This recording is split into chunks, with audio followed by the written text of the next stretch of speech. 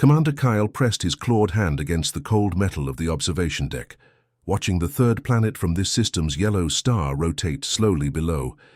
The blue and green marble looked peaceful, almost boring.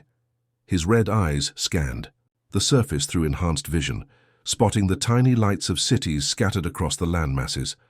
Another easy conquest, he muttered to himself. The Vorthan Empire had swept through this galaxy like wildfire, claiming world after world. 47 civilizations had knelt before their superior technology. These humans would be no different.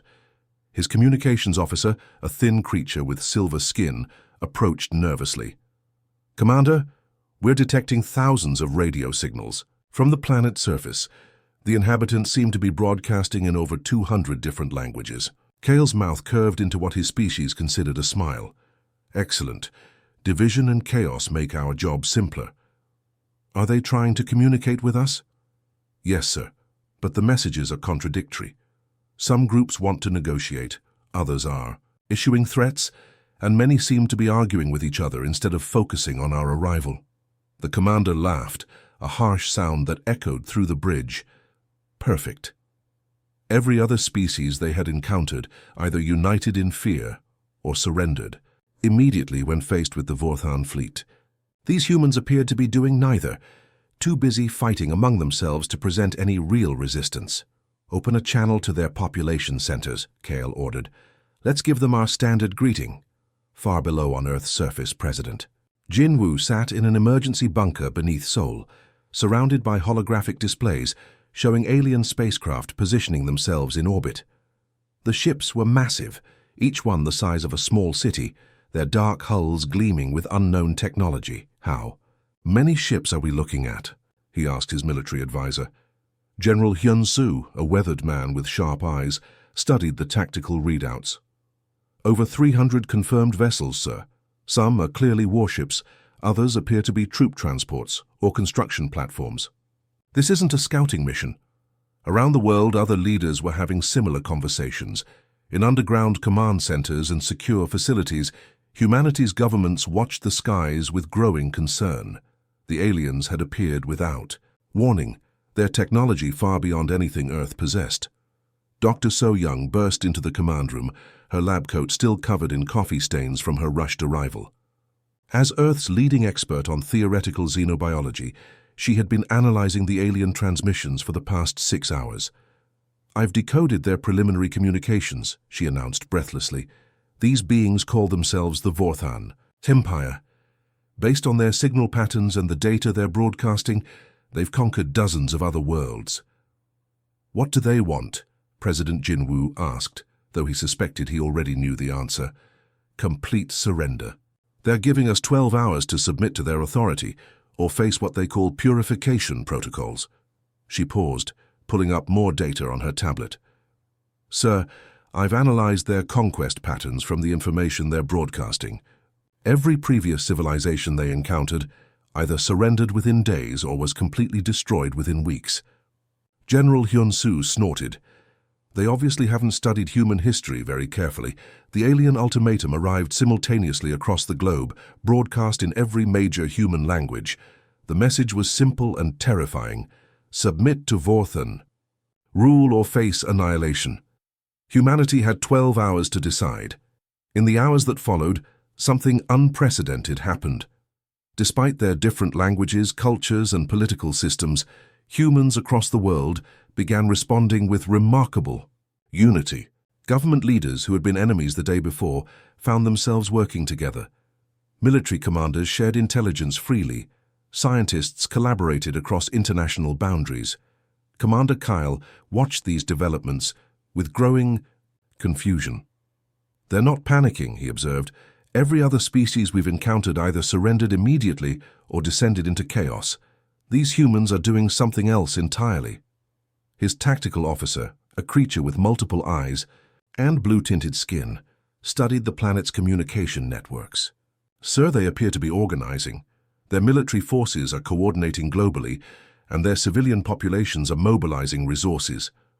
"Mobilizing for what? They can't possibly think they can fight us." "Unknown, Commander. This behavior pattern is unlike anything in our conquest records. When Earth's response finally came, it arrived not as a single transmission from one leader, but as a simultaneous broadcast from every major population center on the planet.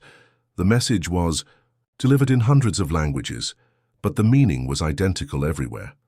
No, that single word, spoken by billions of voices across the globe, reached the Vorthan fleet with unprecedented clarity. Not a negotiation, not a plea for mercy, not a desperate attempt to buy time. Just a simple, absolute refusal.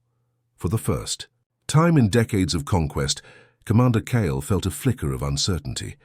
Something about this response was different, wrong somehow. Every instinct told him these humans should be cowering in fear or fighting among themselves. Instead, they had somehow unified in defiance. "Sir," his weapons officer reported, "the fleet commanders are requesting permission to begin bombardment." "Protocols." Kale hesitated for a moment, staring at the blue world below. Something told him this conquest wouldn't be like the others, but orders were orders. The Vorthan Empire had never failed to claim a world they wanted. "Begin the attack," he commanded. "But stay alert. These humans might surprise us." As the first energy beams lanced down from orbit toward Earth's major cities, neither side realized they were about to begin the longest, bloodiest, and most transformative war in galactic history. The morning sun cast long shadows through the skeletal remains of what used to be Seoul's business district. Commander Kyle stepped carefully over twisted metal and broken concrete, his once immaculate purple uniform now stained with dust and alien blood. 6 months ago, he had expected to be governing this world from a comfortable palace. Instead, he found himself trudging through rubble, hunting guerrilla fighters who seemed to multiply like insects. His boots crunched on shattered glass as he surveyed the destruction. Every building they had bombed into submission had somehow become a fortress for human resistance. Every street they had cleared was reoccupied within hours. It was like fighting smoke, like trying to hold water in his clawed hands. "Status report!" he growled into his communication device.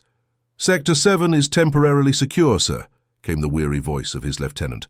"But we've lost 3 patrol units since dawn. The humans are using the underground tunnels again." Kale's red eyes narrowed. Underground. Always underground. These creatures had turned their entire planet into a 3-dimensional battlefield, and the Vorthans were losing the lower levels badly. 3 blocks away, Lieutenant Minho pressed himself against the cold concrete wall of a destroyed shopping center. His resistance cell consisted of 12 fighters, ranging from former soldiers to college students who had learned to fight in the past 6 months. They watched through carefully placed mirrors as a Vorthan patrol of 8 soldiers marched down what used to be a busy street. The aliens moved in perfect formation, their energy rifles scanning for threats.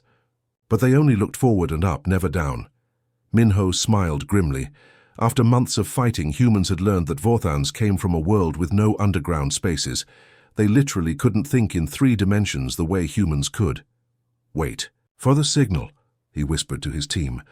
Young Jae-hyuk, barely 20 years old, gripped his makeshift weapon tighter. It was built from parts of a destroyed alien drone, combined with components from a microwave oven. Ugly but effective. The patrol passed directly over the hidden explosive charges. Minho triggered the detonator, and the street erupted in a shower of debris and alien screams. Before the smoke cleared, his team emerged from 3 different directions, surrounding the confused survivors. It was over in 30 seconds. The humans vanished back into their hidden passages before reinforcements could arrive, leaving behind empty alien armor and weapons that would be distributed to 10 new fighters by nightfall. "We got their communication gear too," reported Team Member Soo-jin, a former electronics technician who had become their tech specialist. "Maybe Nari can make sense of it." Deep beneath the city, in what used to be a subway maintenance facility, Engineer Nari hunched over a workbench surrounded by alien technology. Her fingers, stained with strange fluids and burn marks from electrical shorts, carefully prodded at the crystalline core of a Vorthan energy weapon. "Fascinating," she murmured to her assistant, Dr. Taemin. "Their entire technology is based on quantum crystal matrices. Look at this structure." She held up a glowing crystal, no larger than her thumb. It pulsed with internal light containing more energy than a human power plant. Around her, dozens of scientists and engineers worked frantically to understand alien technology that was centuries ahead of Earth's capabilities. If we can understand how they grow these crystals, Nari continued, we might be able to build our own versions. Weaker maybe, but functional. The underground facility buzzed with activity. Former university professors worked alongside high school students who had shown aptitude for alien tech. Grandmothers who had once repaired televisions now helped decode force field generators. Humanity was learning, adapting, evolving at a pace that frightened even themselves. Above them, the war continued. Captain Dong Hyun led his special operations unit through the city's sewer system, moving silently through tunnels that connected every part of Seoul. The humans had mapped every pipe, every maintenance corridor, every forgotten basement. The city had become their ally. Target building is 200 meters northeast, he whispered to his team. Vorthan communication relay. If we take it out, their coordination in this sector goes dark for at least 6 hours. His unit consisted of former Special Forces soldiers and civilians who had learned urban warfare the hard way. They carried a mixture of human and alien weapons, wearing armor cobbled together from riot gear and salvaged alien materials. They looked like post-apocalyptic scavengers, but they fought like elite commandos. They emerged from a storm drain directly beneath the alien facility. The Vorthans had set up their equipment in what used to be a department store, never realizing that the humans had hollowed out the basement months ago. The attack was swift and silent. Alien sentries fell to human-made weapons that fired captured energy cells. The communication array exploded in a shower of sparks and melted crystal. By the time Vorthan reinforcements arrived, Dong Hyun's team was already 3 kilometers away, moving through tunnels the aliens didn't even know existed. Back at his command post, Kale received the reports with growing frustration. 17. Facilities attacked today, his tactical officer informed him. All successful strikes, minimal human casualties. How is this possible? Kyle demanded. We have superior weapons, superior armor, superior numbers. We control the sky and most of the surface. His officer, a veteran of 30 previous conquests, looked genuinely puzzled. Sir, I believe the problem is that we're fighting an entirely different kind of war. Every other species we've conquered fought us the same way they fought each other. But humans aren't fighting us like humans fight humans. They're fighting us like humans fight the planet itself. Kale didn't understand, but he was beginning to realize that this conquest would take much longer than anticipated. The humans had turned their weakness into strength, their destruction into opportunity, and their defeat into victory. Far below, in tunnels that connected every major city on Earth, the resistance grew stronger every day. 2 years of constant warfare had transformed both species into something neither had expected to become. Commander Kyle stared at his reflection in the cracked mirror of his temporary command post, barely recognizing the scarred, exhausted creature looking back at him. His once proud invasion force of 3 million Vorthans had been reduced to fewer than 800,000, and most of those were scattered across a dozen different continents fighting just to survive. The morning briefing brought more bad news. Sir, we've lost contact with the forces in Australia completely, his communications officer reported, his voice hollow with defeat. The last transmission mentioned human aircraft that shouldn't exist.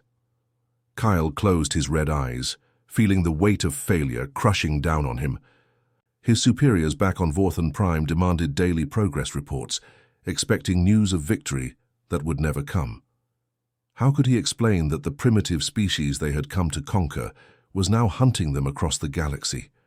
High above the Pacific Ocean, pilot Jamin banked his fighter through a cloud formation, his instruments showing 3 Vorthan scout ships approaching from the northeast. His aircraft was a marvel of hybrid engineering, its sleek hull combining human aerodynamics with alien propulsion systems.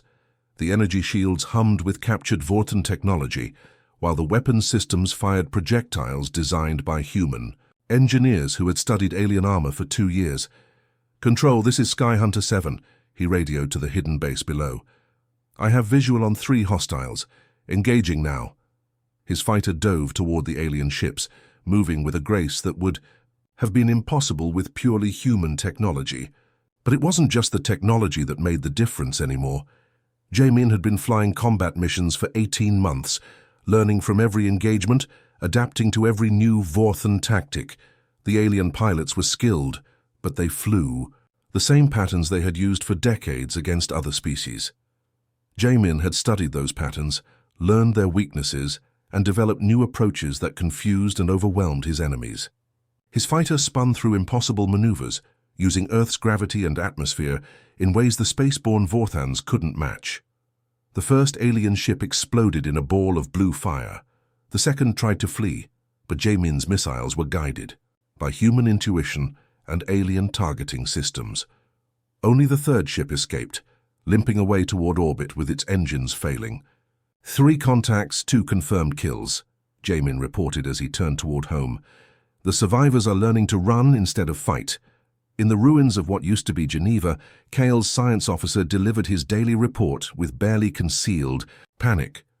"Commander, the situation is becoming critical. The humans have not only reverse-engineered our shield generators, but they've improved them. Their new designs are 30% more efficient than our own." Kyle studied the holographic display showing a captured human facility. The energy signatures were definitely Vorthan in origin, but the configuration was completely alien. Somehow these primitive creatures had taken advanced technology and made it better.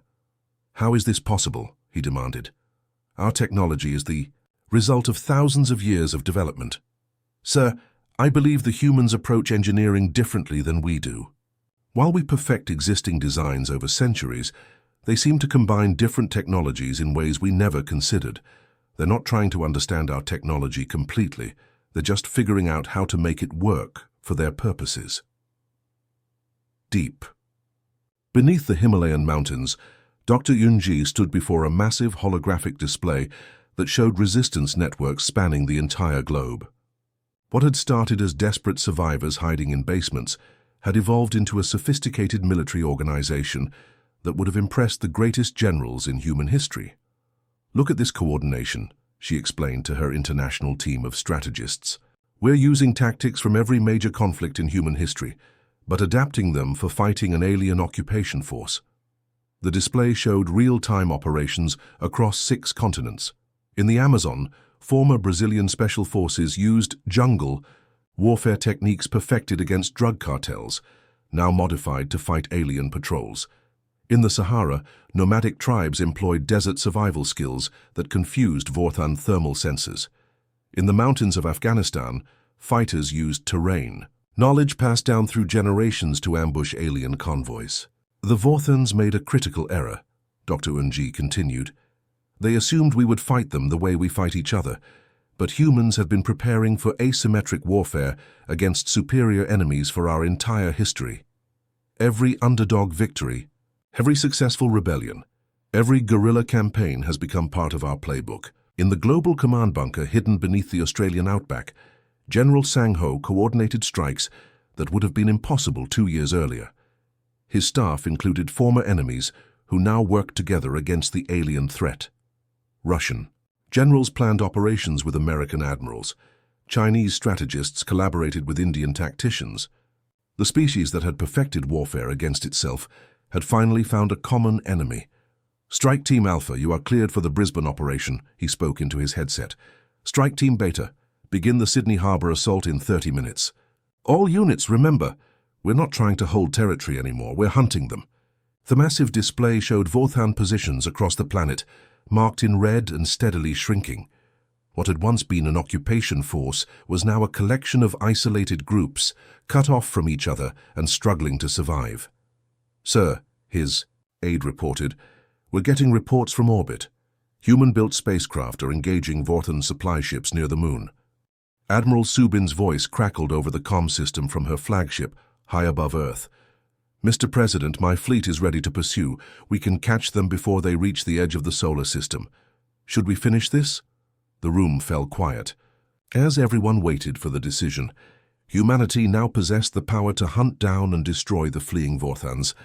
Their hybrid ships were faster, their weapons more advanced, and their crews far more experienced than when the war began. President Jin Woo walked to the great window overlooking the city below. Seoul was being rebuilt with a mixture of human architecture and alien technology, creating something entirely new. Children played in parks where alien war machines had once patrolled. Markets bustled with vendors selling goods made from repurposed Vorthon equipment. "No," he said finally. "Let them go. But make sure they carry our message." He turned back to the room, his face serious. "Open a channel to their flagship." Moments later, Commander Kale's image appeared on the main screen, his red eyes filled with defeat and something that might have been respect. "Commander Kale," President Jinwoo said formally, "you came to our world as conquerors. You are leaving as witnesses. Make sure your empire understands what happened here." Kyle bowed his head slightly. "President Jinwoo, I will deliver your message, but I fear many will not believe it until they see it for themselves. Then we'll be ready to teach them the same lesson," Jinwoo replied. "Humans don't start wars, Commander, but we finish them." The transmission ended, and the Vorthan fleet continued its long journey home. 6 months later, in the crystal spires of Vorthan Prime, Commander Kyle stood before the High Command, the ruling council of beings who had never known military defeat. The chamber was vast, its walls lined with trophies from 1,000 conquered worlds. But today, for the first time in centuries, they were hearing a report of failure. "Explain to us again how a primitive species defeated the Empire's finest force," demanded Supreme Commander Vextar, his voice echoing through the chamber. Kyle took a deep breath and began his final report, the words that would change galactic history forever. "Honored commanders, we made a fundamental error in our assessment of humanity. We assumed they would fight like every other species we have encountered. We were wrong." He activated a holographic display showing human tactical innovations. "They do not simply fight wars, they perfect them. Every battle teaches them something new. Every defeat makes them stronger. Every victory gives them confidence to attempt the impossible." The hologram showed human ships engaging Vorthan forces, their hybrid designs outmaneuvering vessels that had ruled space for millennia. "They took our technology and improved it. They learned our tactics and developed counters. They turned their planet into a weapon and their cities into fortresses. Most importantly, they never surrendered, even when logic dictated they should." Supreme Commander Vextar leaned forward. "And your recommendation?" Kyle's next words would become the most famous military assessment in galactic history, repeated in strategy academies across 100 worlds. "Do not fight the humans. You will not win. You will only teach them how to defeat you." The chamber erupted in angry voices, commanders who refused to believe that any species could be unconquerable. But Kyle continued, his voice cutting through the noise. "They have 4 billion years of evolution behind them, and they've spent most of it learning how to survive impossible odds. They don't just fight against superior enemies, they thrive against them. War doesn't break humans, it makes them stronger." Years passed and Kyle's report spread throughout the galaxy. Some civilizations heeded the warning. Others, proud and confident in their own power, decided to test humanity for themselves. They all learned the same lesson. The galaxy had discovered something new, a species that didn't just win wars, but grew stronger from them. Humanity had become the teacher, and the lesson was simple. Some fights aren't worth starting because the enemy might enjoy them too much. In the end, the greatest military force in galactic history had learned to fear a single phrase that echoed across star systems. Never pick a fight with a species that spent millions of years learning how to kill each other and then decided to work together instead. The humans had won more than a war. They had won respect, fear, and something even more valuable, the knowledge that when pushed to the edge they didn't break, they pushed back. The end.